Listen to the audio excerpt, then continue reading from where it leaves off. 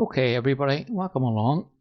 Just wanted to get in the shed today for a wee play with a nice wee piece of mahogany, and as you can see, I'm just roughing it down to the round. So I've just fast forwarded it a wee bit because you've seen people rounding bits of wood again, and you don't want to spend too much time on that. Okay, so it's almost to the round, a couple of flats on it. Here I'm just putting the tenon on one end, and so we can mount it into the chuck. Always prefer to get it into the chuck as soon as possible.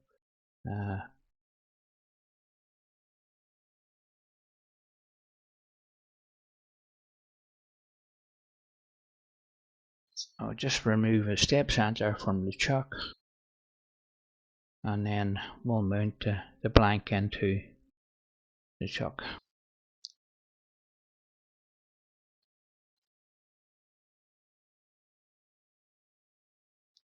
I'm just bringing up the tailstock for a bit of support. You can see there's still a flat on it, so I will round it a wee bit more, and I'll start marking out what I'm going to do with it.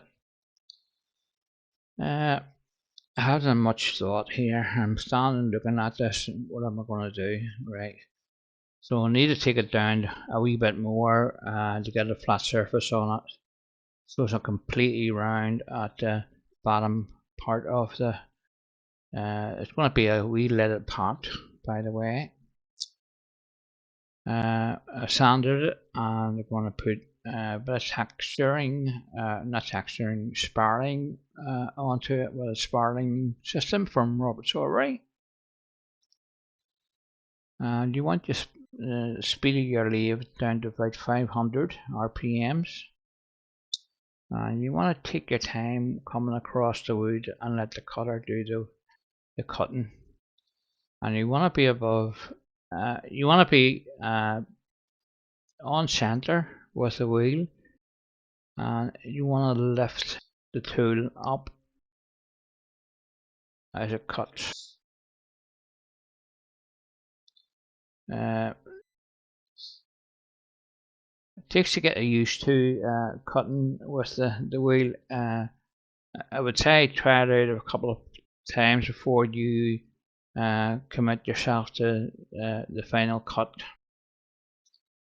because you can always take it off and start again. But if you're down to your final dimensions where you're going to be finishing that, you don't have a lot of options. So you want to try a couple of cuts first, and then proceed with the final piece, the shaping of it. So I'm just adding a bit more length to this because this is going to be the bottom of our wee little pot, and we'll be cutting off a wee bit for the foot and shaping that, so we'll lose a wee bit of that. So you can see that sparring come out quite well. I think it tends to do quite well on close grained timbers, like mahogany. Beech would be another one, maybe sycamore. I don't really have much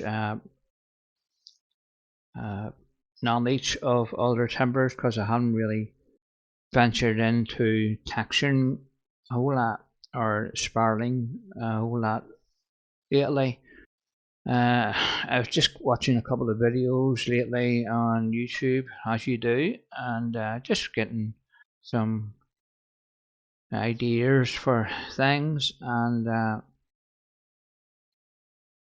just thought I'd come out and try a wee bit and see where it goes. So we're just shaping the bottom of the foot here.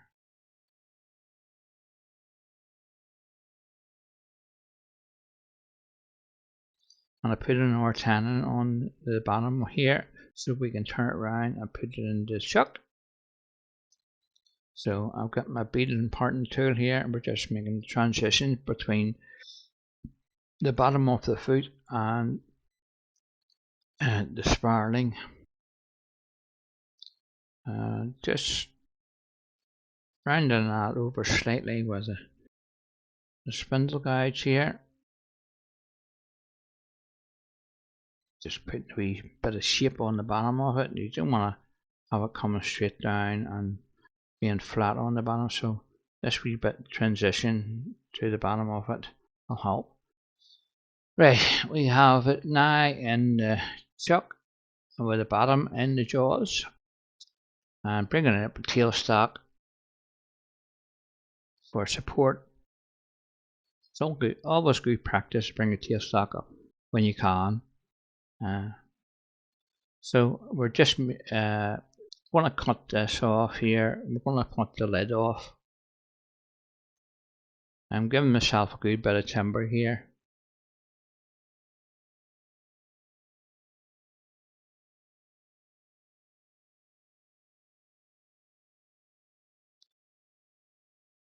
So again, just take your time when you're using your parting tool.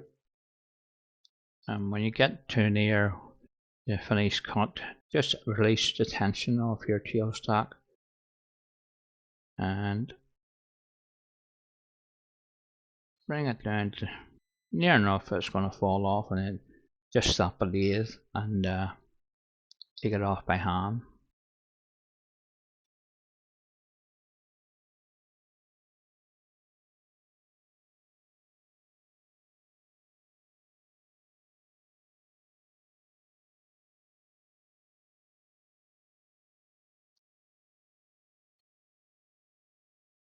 Okay, we're just going to put a slight transition into the top end of the spiral, and just putting a cove in into the middle of this here, and to get some shape at the top of the pot. So I've initially got the shape I want. Just going to refine it a wee bit more with the this round nose scraper.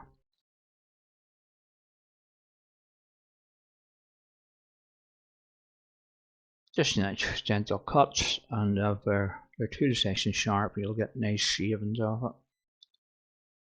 Not an awful lot to take away here.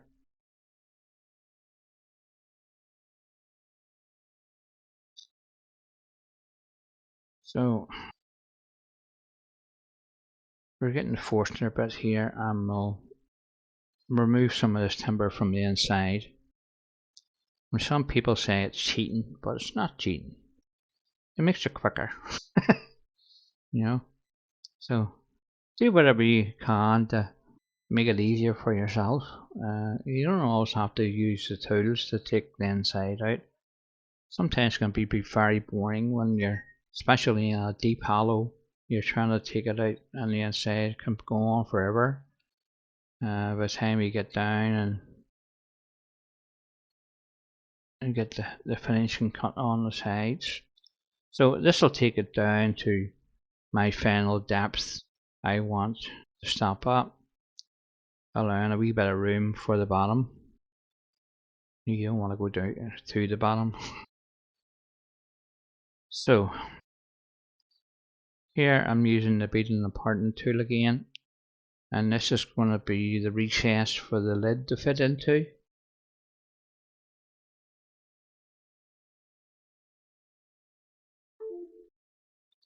As you can see, this mahogany cuts quite nice, and nice wee streamers coming off there. The only thing about the mahogany is very dusty, so you should wear your face mask when you're cutting like that, especially in timbers like that. So I'm just following that straight down here to the bottom here. widening the inside out. Just going to stop and have a wee look and see what's happening. So I'm just getting my wee light here to help me see at the very bottom here. The hard bit to get rid of is the wee nub the Forstner bit leaves. And sometimes when you're taking it down with a spindle gouge, you can use a wee dimple, a wee dimple or pimple that left at the bottom, and when you can't see it, you can't really get it away. So I'm just using the light and just taking my time, very slight moves with this rhino scraper here, just to take that wee pimple away, and just moving it across the bottom. And I'm just rounding the bottom over. It's not as squared down to the bottom of the box. It's just straight down and it runs around the bottom. It's not a square cut. I'm happy enough with that. I'll just give it a thumbs up. So we'll just clear the dust out of that, and we'll get to giving it a quick sand. There's Mr. Snorkel and suck all the dust up.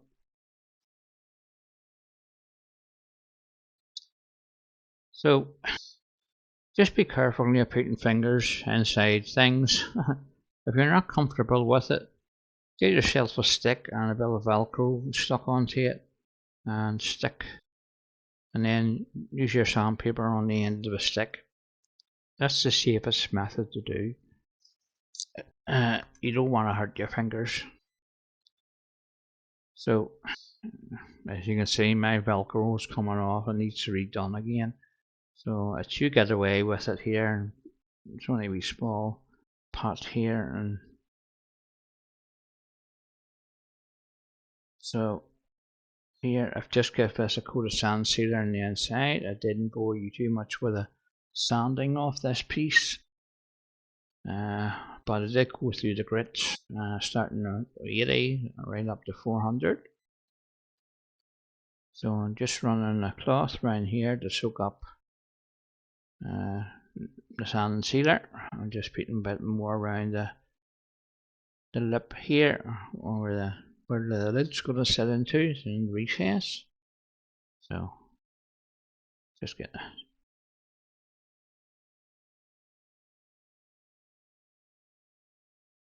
So we now have the lid in the chuck,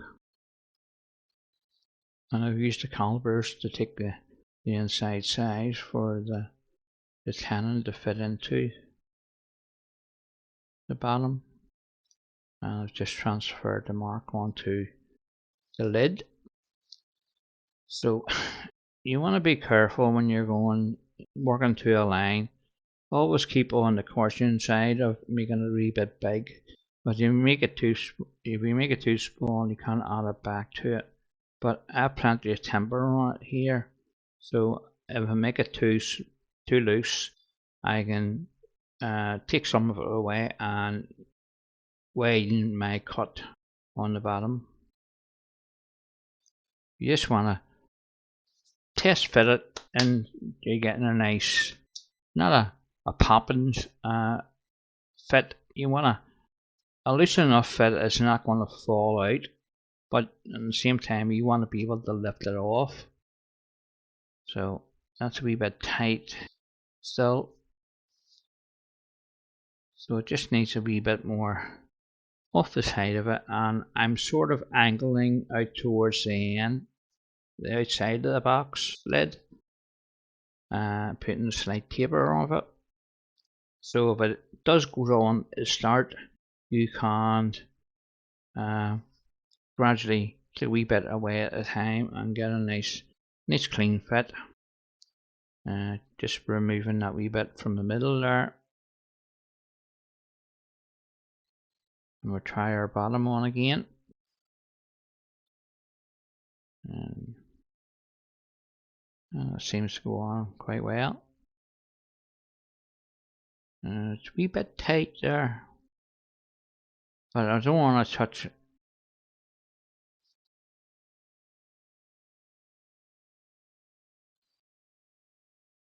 I don't know what happened there, but we lost picture. Anyway, we'll see what happens when I play that back. So if you miss a wee bit in the middle, don't worry about it. It came back, and it was something just went wrong there. Gremlins in the computer.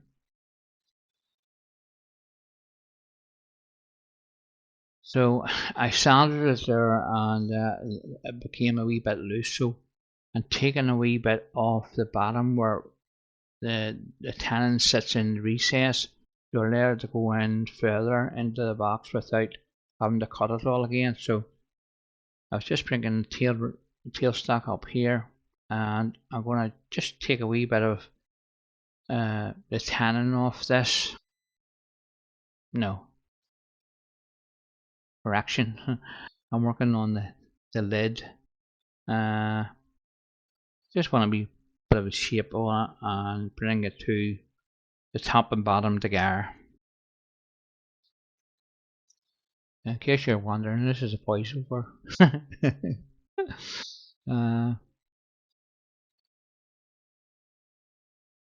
Alright, okay, so that's brought the top and bottom together, a nice transition, smooth connection to the two.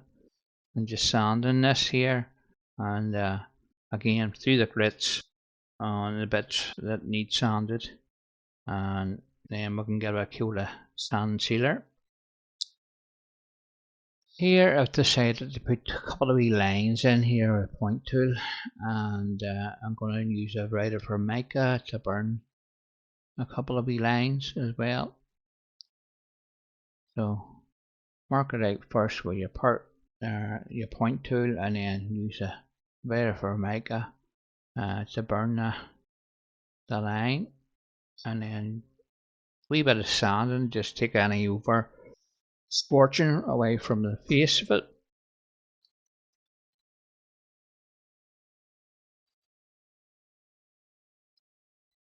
That looks okay.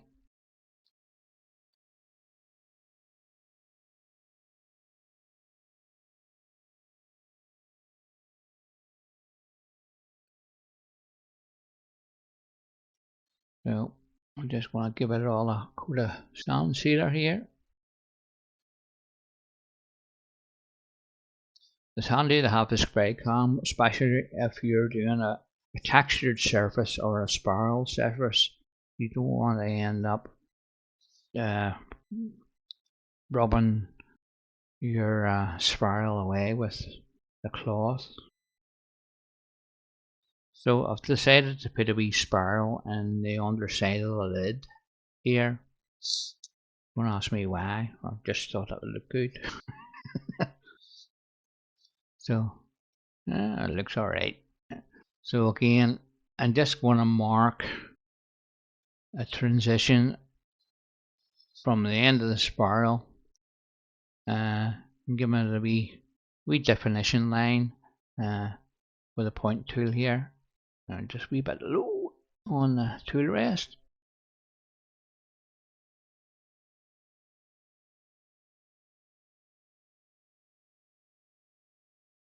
Again, two wee lines, just makes it sort of give it some what's the word I'm looking for? Definition. It's just not a spiral left on its own. It's the lines sort of clean it up a wee bit. So we've turned the whole piece round. We have the lid in the piece in the chuck and between centers, and I've just taken a wee bit of this timber away from the lid, and I'm going to put a wee spiral on the top of the lid.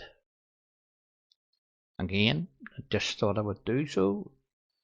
It's not much of a spiral, or it's just a wee line or two. It's just something to add to it rather than leaving leaving it bare, So you want to make sure you get the speed down to 500 RPMs, or slower if you're doing a wee small piece like this. So I think I'm around about 450. So you can see it. There's hardly any movement in this piece at all, just a wee slight definition to it. And there you are, a nice wee spiral. And again, we'll use our skew chisel just to make that line visible. Just marking the transition from the spiral, the plane. I think it just makes it pop out a wee bit more, but you have that distinct line between the two. And just doing the other one now, where the end of it ended. So not the two lines, and sort of boxed it into that wee bit.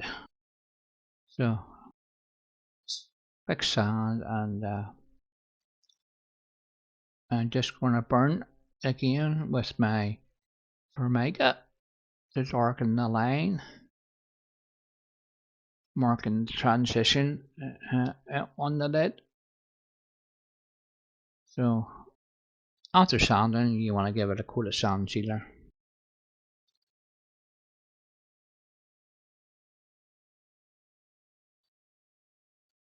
I just decided to do a wee pull off knob on the top of it. I could have taken that off and made the spiral bigger right over where the knob is, and then drill a hole and make a wee button for it, but I decided to make it into the piece and just do a small finger button here, and just wiping some wax onto the piece.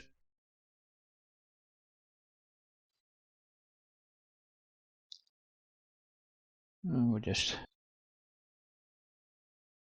give it a couple of seconds and clean bit of cloth and buff it up.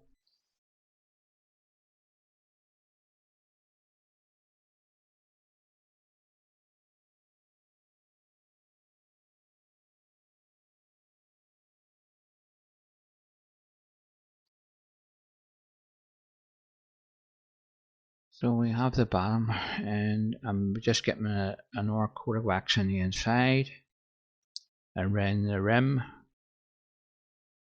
and just round the whole outside.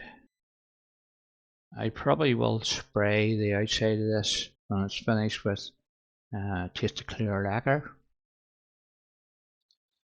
We have it turned round now, and we're just taking the tenon off the bottom.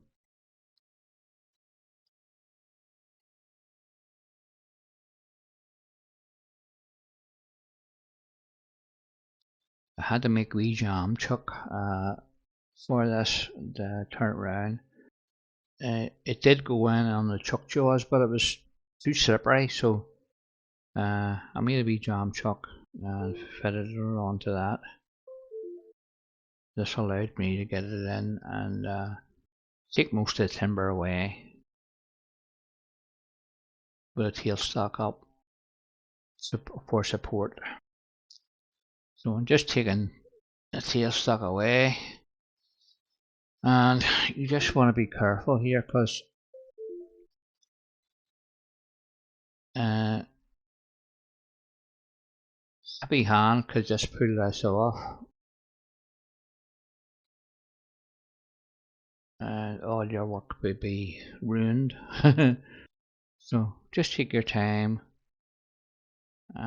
Just change it over to a revolving live center with a point in it, allowing me to get a wee bit further into the piece, and doing so it just leaves a wee thin piece to take away, as you can see here.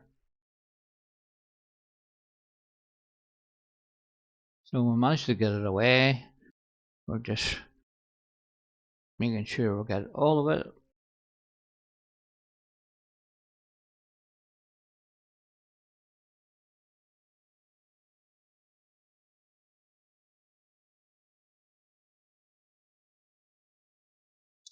And on needs a wee bit of sand. And again, just be careful when you're sanding because all the whole narrow on this friction into where the jam chuck.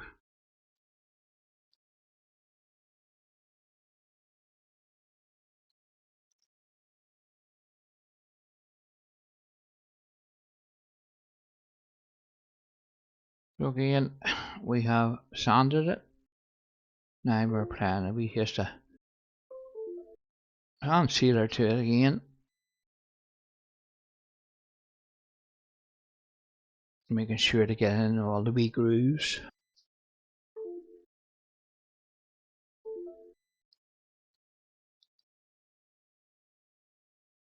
So just getting rid of a few sections to dry in.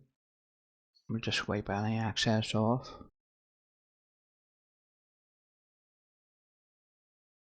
And the lace bit up there, just give it a wee bit of help with a wee bit of friction. Dry it up.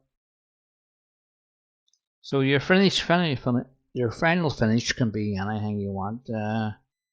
I'm just going to spray this with clear lacquer. Just finish final rub around the bottom and with the lid. We just make crystalline wax.